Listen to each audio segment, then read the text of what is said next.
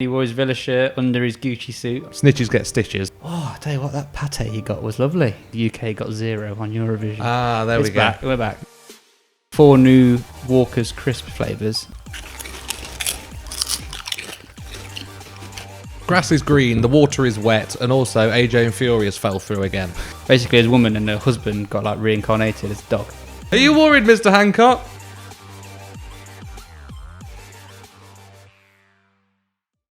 Hi guys, welcome back to the In Brother Words YouTube channel, and it's time for the May 2021 review. Dominic Cummings has been mudding everybody in the government.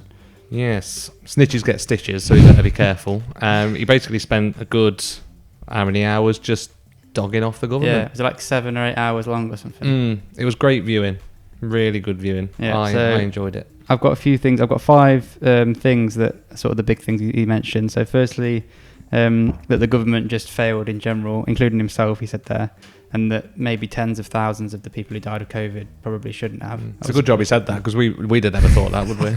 Yeah, no, that was a surprise to me. The PM's not fit for office, so he literally came for Boris, didn't he? I think he came for Boris. Obviously, he's come from Matt Hancock as well, which I'll get onto.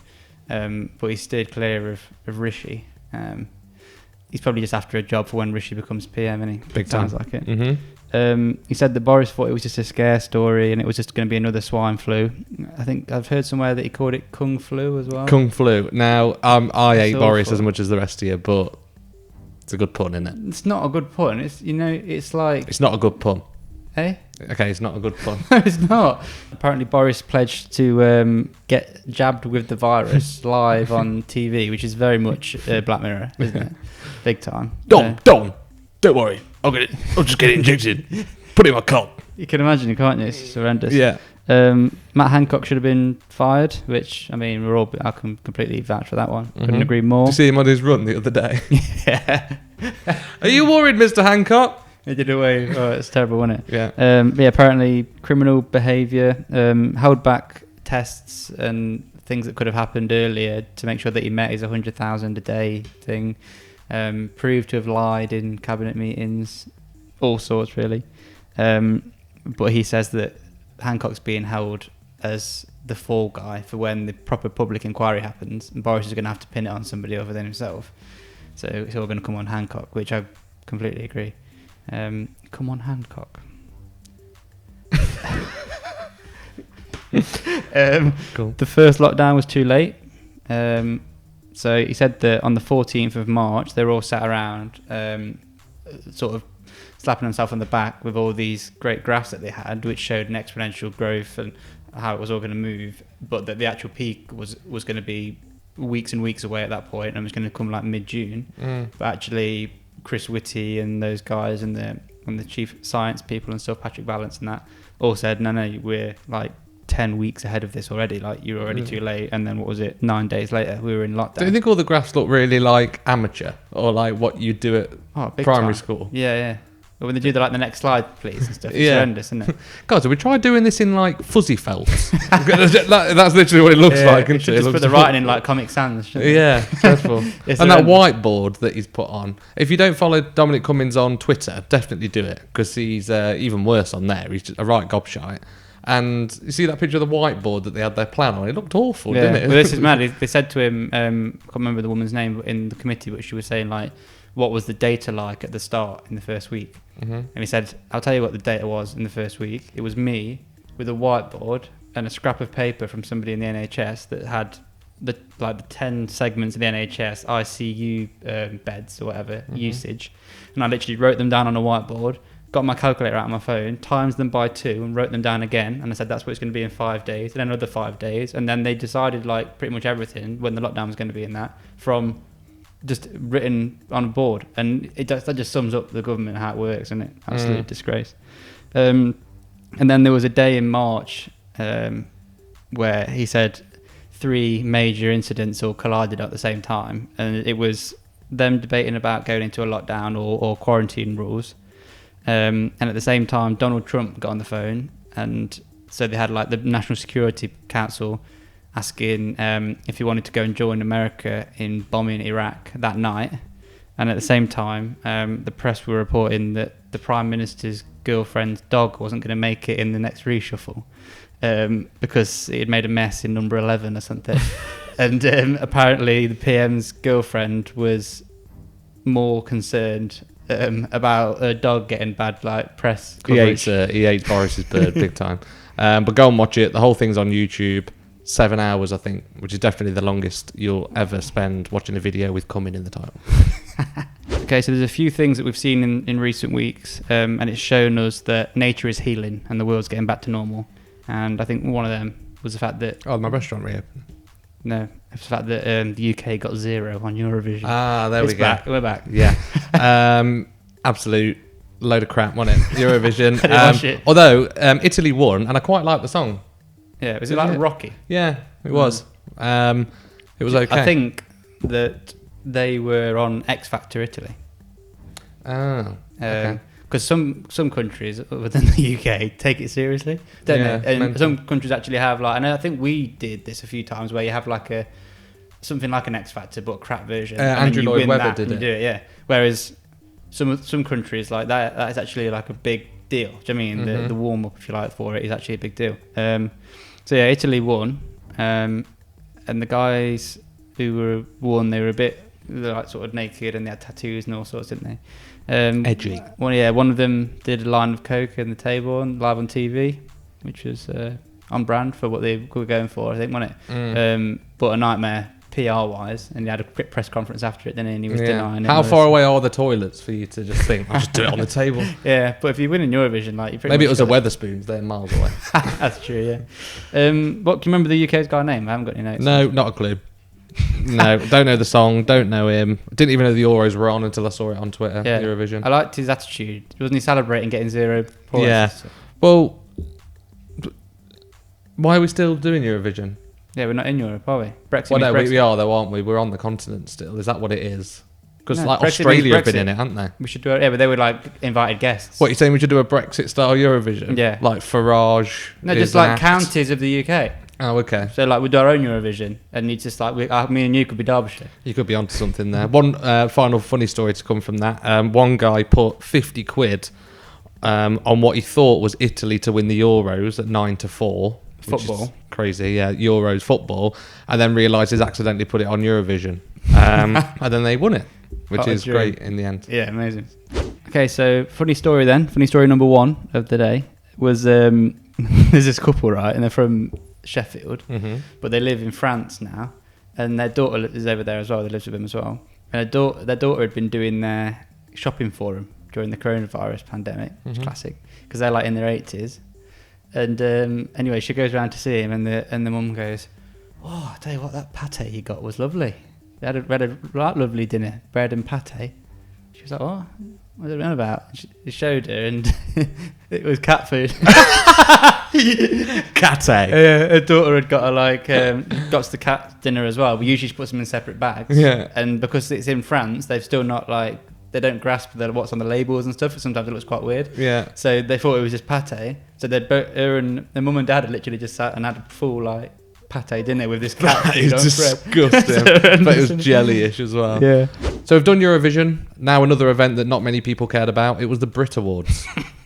One person who cared about it a lot, friend of the podcast, local ledge, Nathan Dawe, got nominated for his first ever Brit Award. Got nominated for Best British Single. Representing Villa. Yeah, and he wore his Villa shirt under his Gucci suit on the catwalk. Or what was it called? Red carpet. Catwalk. Yeah. Catwalk. I've got cat on the mind off that. Pate walk. But yeah, he got mudded by Harry Styles. Harry Styles done him, which is fair, innit? I think Nathan was gracious in defeat, as you would expect. It was the first major indoor event after the pandemic. It was a test event, so there was 4,000 key workers there and stuff, so that was quite good. And Little Mix won Best British Group, first female group to ever do that, which I thought was quite good. Other than that, I didn't watch it. No, congrats to Nathan. We're majorly pleased for you. Big fan. But it was really crap. I went to the shop earlier to get my Take a Break magazine for the Take a Fake segment, which we'll be doing later on. And as I was walking around the shop, I saw one of the, what's it called? It just stands alone on its own thing with a promo box of 4 new Walker's crisp flavours, for like football related stuff. They've got your Champions League logo on the front, so I think it's Champions League rather than Euros, but is what it is.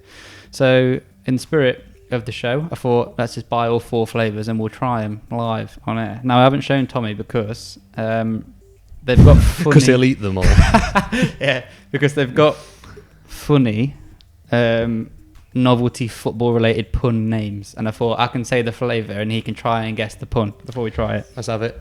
The flavour is steak and ale pie. Now what is the name of the crisp? Steak and ale pie. Pie. Is the pun on pie? Yeah. Steak and ale pie. I'm gonna have to push you. Steak and ale. Go on. Steak and ale penalty. Oh, for God's sake. Steak and onion. Nice though. My target is to get 1 out of the 4. Okay, well, good luck with this one. Number 2, in sort of a yellowy, orangey colour, similar colour to the chicken flavours. Yeah. It's hot dog.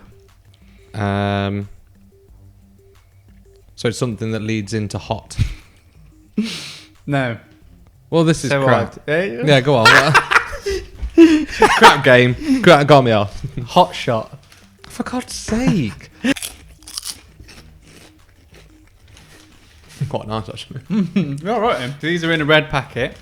And the reason why it is because it's like chili flavoured. So it's sour cream and sweet chili. Like, Score? Get it there. Why? Score cream. Yeah. It's not right, is it? It's not even the same word. It would sound the same. Well, can you give me the format of the... Yeah, it's sour cream and sweet chili blanc flavour.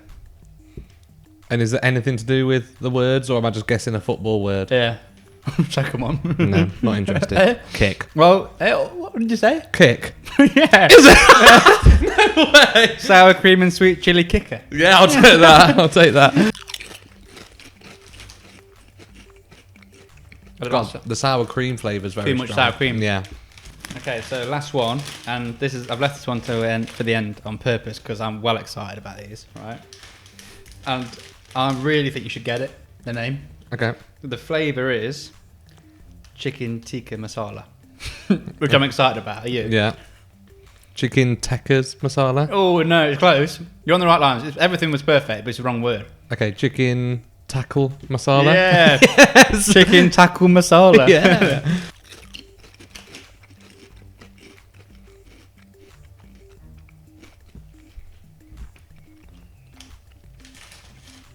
What do they taste like?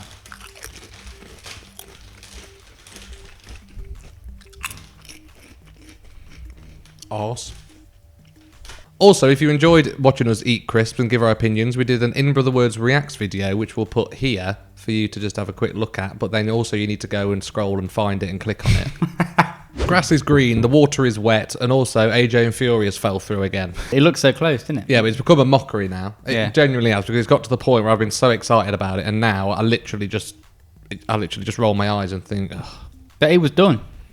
No, that's the worst thing about it. It was actually done, as in, like, it was in place. It was actually started to build the stadium in Saudi and everything. So it was supposed to be on the 14th of August in Saudi Arabia.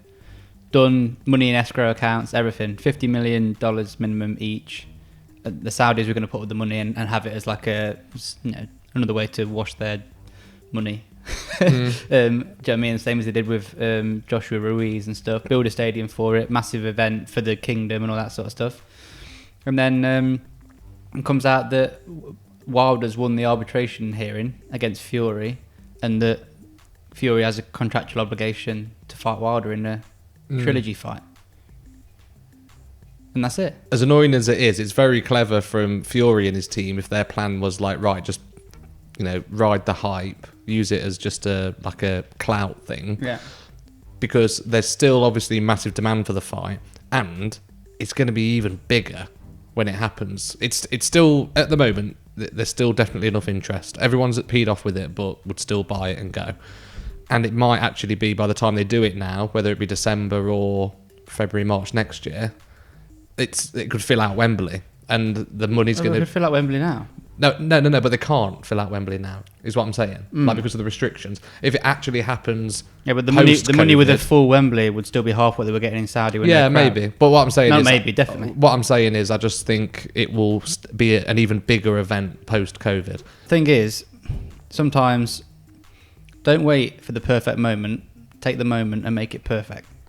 Do you know what I mean? That is this... in a nutshell, because just end it on that because that was really beautiful.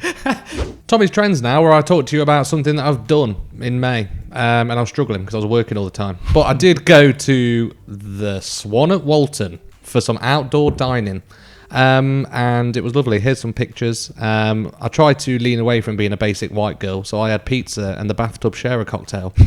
It was really nice, great facilities for it being outdoors. It was peeing it down as well, but their sheltering and stuff was great.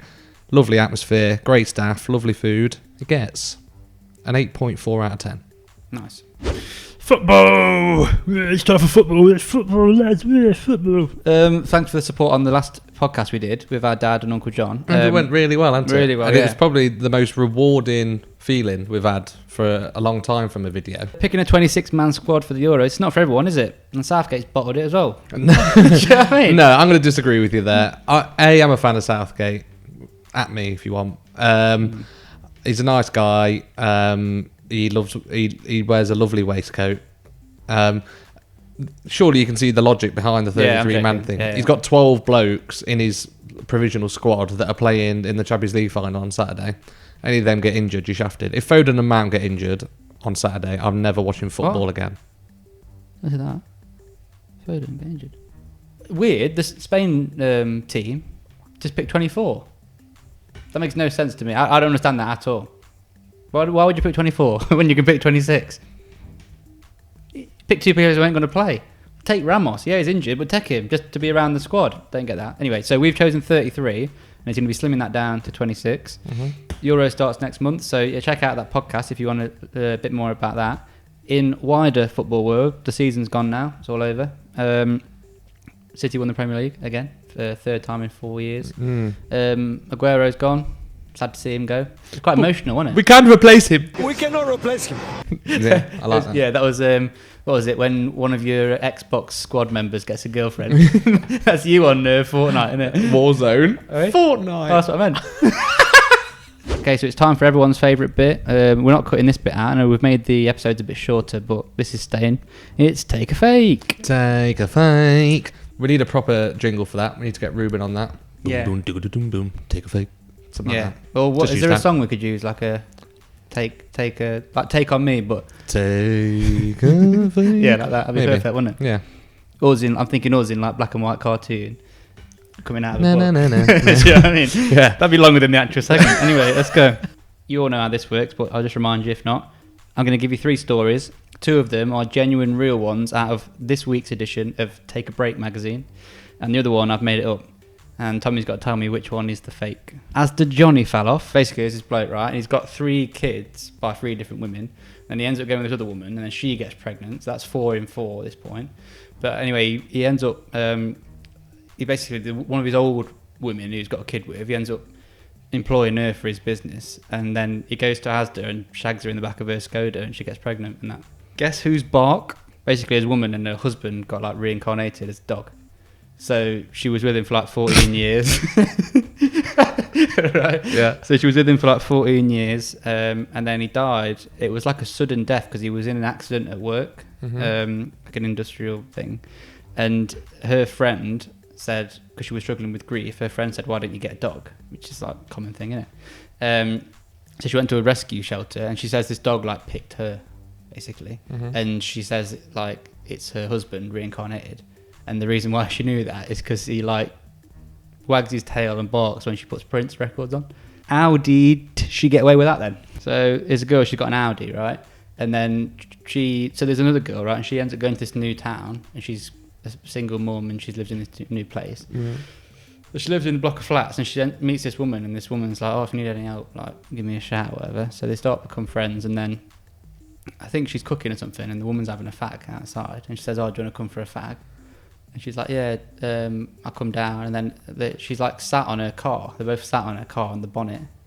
And then one of the women gets in the car, and she thinks she's going to go and get some more fags or whatever. But she turns the car on, starts driving with the woman on the bonnet, ends up running over her, and the woman has a fit and everything. And she didn't go to prison for it. So how did she get away with that then? Okay, I'm going to say the crap one is the one you've made up is the Audi one, the last one. Do you reckon? Yeah. All right, let us know in the comments what you thought, guys. Because for the third month in a row, he's got it wrong. Oh, for God's sake.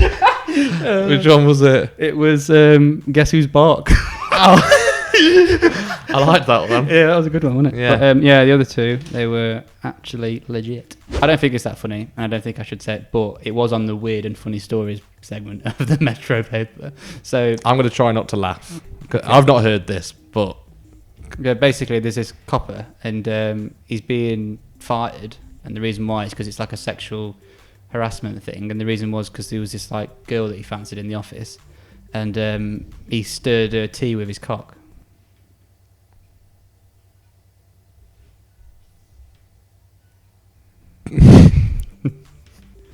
one lump or two.